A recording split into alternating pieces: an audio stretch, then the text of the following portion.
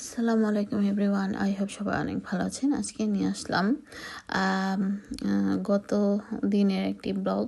তো গত 2 দিন যাবত যা যা করলাম বাসায়, এবং বাসায় গেস্ট আসবে, তো সেই জন্য যত কাজ বা ব্যস্ততা। তো সকাল সকাল উঠে আগের দিন ঝাল পিঠা বানানো ছিল, তো সেগুলো খেয়ে রং চা খেয়ে নিয়েছি। আর এই তো কাজকর্ম শুরু করে দিলাম। তো তার আগে তো অন্যান্য আরও কত রকমের কাজ থাকে, সব তো আর ভিডিও করা যায় না বা করিনি আসলে। তো যাই হোক, ভাবলাম যে যতটুকু মানে করার মতো করেছি আর কি, আপনাদের সঙ্গে শেয়ার করার জন্য। তো ঘরটাকে ভালো মতো ক্লিন করে নিচ্ছি। তো যদিও গেস্ট মানে সোমবারে আসবে, তো আজকে হচ্ছে শুক্র শনিবারের মানে ব্লগটা আমি আজকে আপনাদের সঙ্গে শেয়ার করছি। তো যাই হোক, সমস্ত কিছু ধুলাবালি ক্লিন করে নিচ্ছি, মানে ডাস্টগুলো একদম উপর থেকে শুরু করে নিচ পর্যন্ত, মানে যতটুকু শক্তিতে, এনার্জিতে বা চোখে পড়েছে।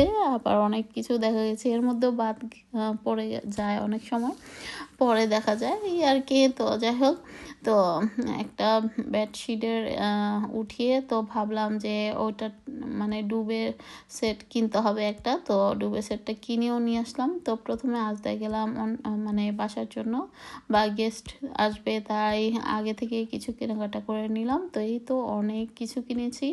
গিয়েছিলাম একটা দুটো আইটেমের জন্য, মানে ভিনেগার আনার জন্য। তো সেটা আনতে গিয়ে যে এত কিছু মানে নিয়ে আসবো, তো সবই তো লাগতো। তো বাসায় এসে সমস্ত কিছু গুছিয়ে নিয়ে নামাজ পড়ে তারপরেই তো কাপড়গুলোকে বাহিরে ধুয়ে দিয়ে দিলাম। খুব সুন্দর রোদ উঠেছে আজকে। তো এখন আপনাদের সঙ্গে গার্ডেনে, তো এই শাকটা হয়তো অনেকেই চিনেন, অনেকেই চিনেন না।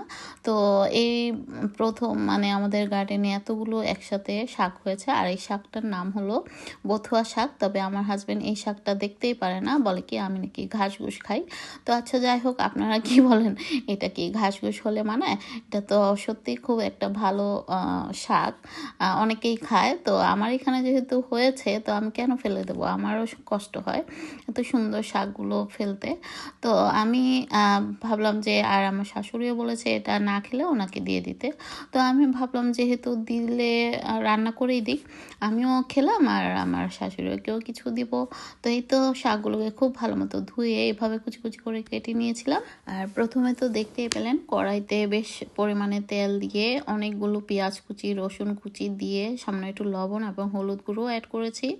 আর একটা শুকনো মরিচও আমি এখানে কেটে দিয়েছি, আর কাঁচামরিচ তো দিয়েছি অনেকগুলো, যাতে একটু ঝাল ঝাল হয়। তো শাকগুলো দিয়ে লবণ দিয়ে বেশ কিছুক্ষণ ঢেকে রেখেছিলাম। যখন একটু নরম হয়ে আসবে, তো এর থেকে কিন্তু পানি উঠে, তো পানিটা যতক্ষণ না শুকিয়ে যাবে ততক্ষণ এভাবে মানে মেশ করে দিতে হবে। শাকটাকে একদম থেতো করে দিলে বেশি ভালো হয়। তো এই তো রান্না হয়ে গেল আমার সুস্বাদু বথুয়া শাক। তো আপনাদের কাছে কেমন লাগলো অবশ্যই কমেন্টস করুন। আর রান্না করেছিলাম ইলিশ মাছ ভুনা। তো ইলিশ মাছ ভুনাটাও খেতে মাশাআল্লাহ অসাধারণ হয়েছিল। আর সঙ্গে ছিল মূলা আর আলু ভাজি।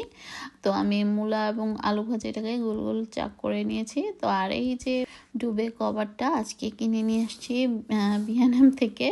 তো বিএনএমের আর গিয়ে মানে ভিডিও করিনি, তাড়াহুড়া করে যতটুকু পেরেছি তো বাসায় এনে চাদরগুলো ধুয়ে আর এটা বিছিয়ে দিলাম। তো বিকেলবেলা আমার হাজব্যান্ড তো চলে গেল খাওয়া দাওয়া করে। তো মাঝখানে তো আরও অনেক কাজ করেছি, তো সমস্ত কিছু আসলে ভিডিও করা হয়নি। তো মাঝখানে বসে আমি আদা রসুন ছিলছিলাম। তো হাজব্যান্ড আবার বিকালবেলা আসছিল, তো আরও কিছু বাজার দিয়ে গেল। তো যাই হোক, আমি বাকি টাইমটায় আমি তো কাপড়গুলো মানে আয়রন করে নিচ্ছিলাম। আমার হাজব্যান্ডের কিছু কাপড় ছিল, মানে এগুলো আগে থেকে ধোয়া ছিল। তো ভাবলাম যে এমনিতে আলমারিতে রেখে না দিয়ে একটু আয়রন করে রেখে দিলে মানে গুছগাছ করে রাখলে আমার ভালো লাগে। তো যাই হোক, এতগুলো কাপড় আমি এখন আয়রন করব।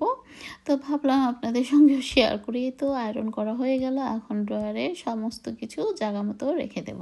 তো কালকের জন্য চিকেনগুলো ধুয়ে রেখে তারপর রাতের খাবার দাবার শেষ করে ব্লগটা আজকের মতো শেষ করলাম। আল্লাহ হাফেজ।